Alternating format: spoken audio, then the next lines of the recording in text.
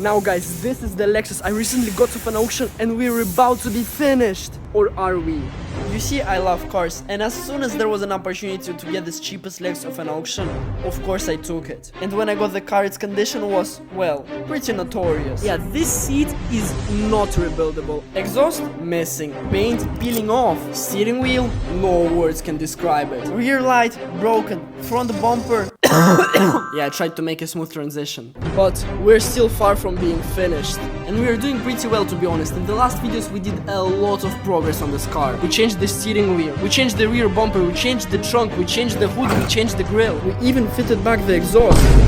Yes, I did it, bro. Finally, this thing worked out. And we're left with just a little work to be done. But nonetheless, a very important one. And well, now it's time to continue working. And let's start with painting. Now, the process of painting my car involves 5 steps. And the first one is we must get the paint itself. And to get the paint, what do we need to do? Get the sample. So that means dismantling my car one more time. Let's go. So what I'm doing right now is, as you can see here, I'm trying to take this cap off so I can take it with me to the paint shop.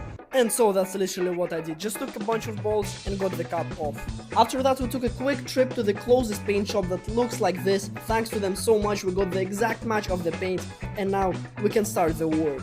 Now the third one, that's where the game gets tricky. You have to paint the car, which I do not know how to do completely. Now the fourth job is we must sand it all down, which again, I have no idea how to do. And the final 5th step is to polish the car, which again, I have zero idea how to do. So yeah, sounds like a very promising job that I'm not gonna flip up. Now when one of my friends pulled up to the garage and looked at my car, he told me this. And no matter how much I would tell him that, oh, it's American specs, they don't have Lexus LS, they have Toyota Seltzer. Bro is not into cars, so he didn't understand anything I said. And I mean, he's kinda right. So while we're at it, why not change the badges to Lexus? And so that's what I pretty much did. Take the old badges out and put the new ones. I got you there, bro. Look at how nasty it looked after I took the badges off.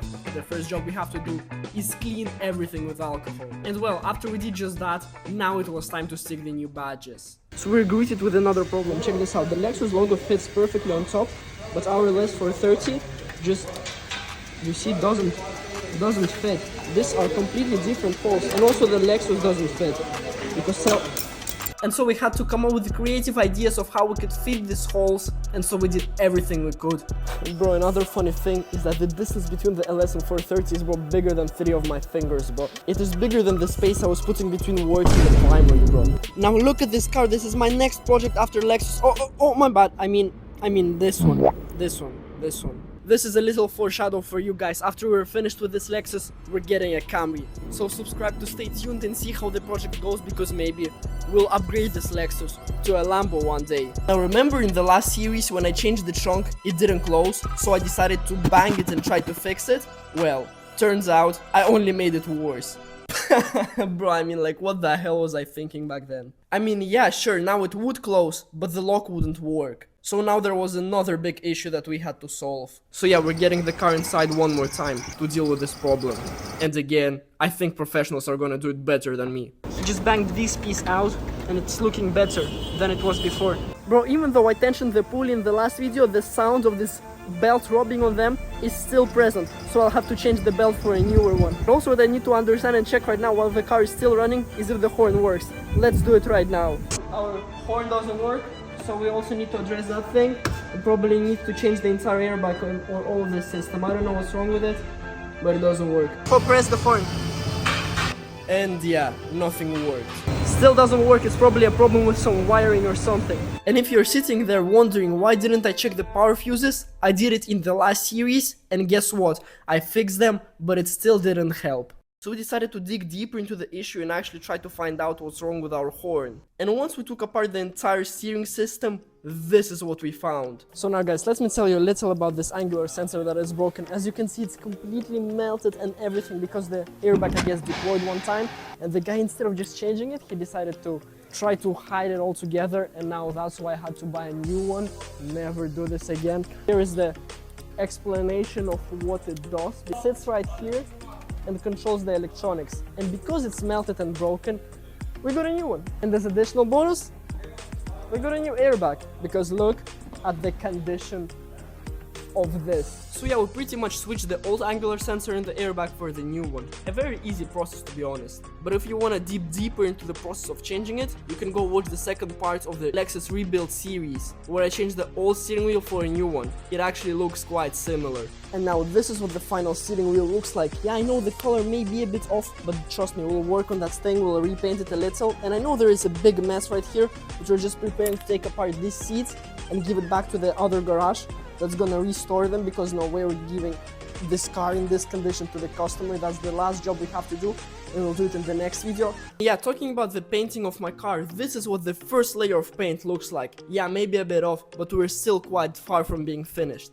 And now look how the second layer looks. Much better. Now guys, what I have to say is that if I did this job, it would never look similar. It would look like, you know, this old rusty Miatas that have a bumper that completely doesn't match their paint. But remember the parts with the bolts and everything that looked kind of awful?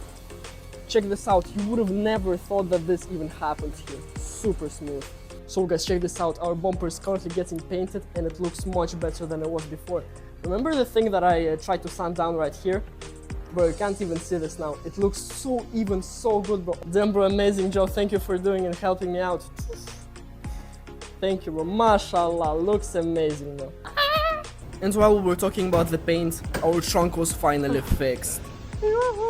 So what happened is, because of the accident, this structural part got pushed in a little bit, and well, what the guy did is he just pulled it out a little bit, so now everything works fine. Now remember how the paint of the car used to look like after like 2 layers?